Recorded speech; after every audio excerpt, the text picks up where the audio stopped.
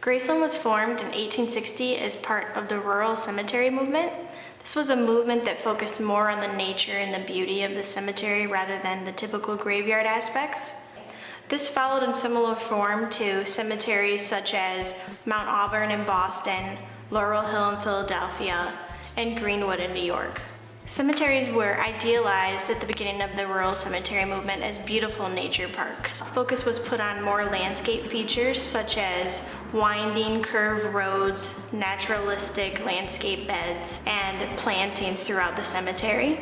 Much of the original founders' intent is still apparent in the design features that you see today.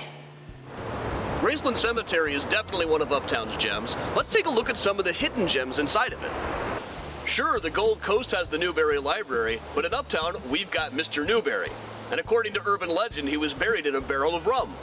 Sometimes Uptown's history is a little bit hidden. Behind the ivy here is a portrait of Dr. Brainerd, the founder of Rush University. Uptown is home to what may be the only individual marked grave of a great Chicago fire victim. This is Horace P. Dewey, who died trying to escape from a building on Dearborn during the second day of the fire. A lot of Underground Railroad workers chose to be buried here at Graceland Cemetery. You wouldn't know just from looking, but this is a whole plot full of refugees who escaped from slavery and the guy who helped them do it. Among the abolitionists at Graceland is Dr. Ernst Schmidt, who went on to be the most respected anarchist in town. His monument was designed by his son, an architect who also designed the mansion for William Wrigley Jr.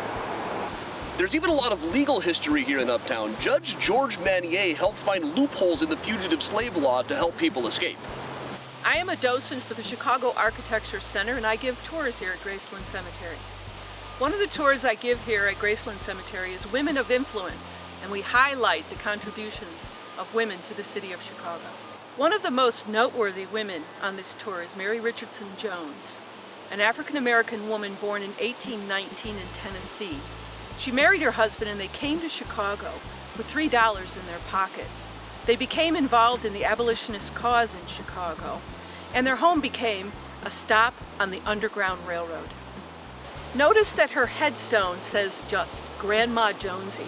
That's because she was such a mentor and a savior to hundreds. Mary's husband, John, was also an important figure in Chicago. He was the first African-American man elected to office in Cook County as a Cook County Commissioner. Behind me here is the sculpture of Eternal Silence. Now this was made by Lorado Taft in 1909, and it was made to commemorate the life of Dexter Graves, who was an early settler of the city of Chicago. Now there is a local legend with this statue that if you look into its eyes, you will see how you will meet your end. I don't know if that's true or not, but if you would like to try it out yourself, you can always come visit Eternal Silence here at Graceland Cemetery. So this is the Schoenhofen Mausoleum, and this was made by architect Richard E. Schmidt in 1893 for Peter Schoenhofen and his family. And it's a very eclectic mix of Egyptian iconography and Victoriana. You have the shape of the mausoleum itself, which is in a pyramid straight out of ancient Egypt. You have a sphinx on one side of the door, and then on the other side of the door you have this very 1890s Victorian angel. So as a historical cemetery, we have a lot of archival information in our cemetery vault. Typically when you come to a cemetery, you're just looking for where the person is buried. But because of Graceland's extensive historical documentation that we have, we can likely offer you more information on your family, details about them as a person or connection to your family that you may not have known. We're able to tell you not only whether someone is buried here and where they're buried, but we can sometimes also tell you the cause of death. We may have documents on that individual during their lifetime. We can also tell you when they died, when they were buried, and where they lived. Graceland Cemetery has thousands of mature trees. The canopy spreads anywhere from 40 to 60 feet.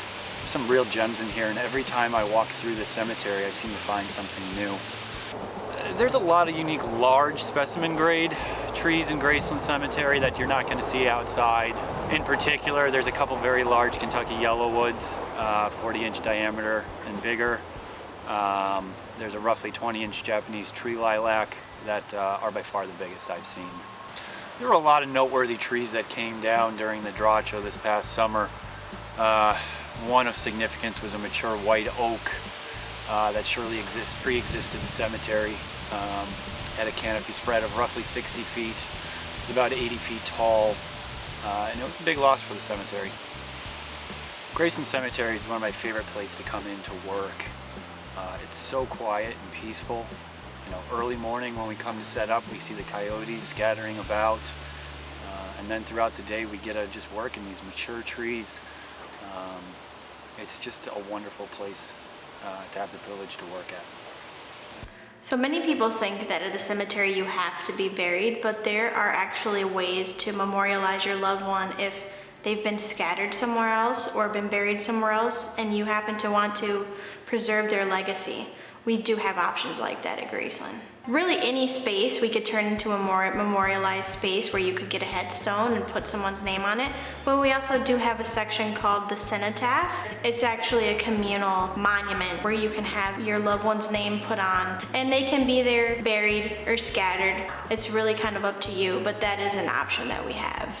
We want you to know that we are still an active cemetery. We still have space for burials. There are affordable options here for burial, and anyone is accepted, regardless of faith or anything. We want you all to feel welcome. We are open to everyone, and we are a green space as a resource, but we also want you to know that we have a lot of historic information of the people who came before you that are buried here, and they had a legacy they're leaving behind.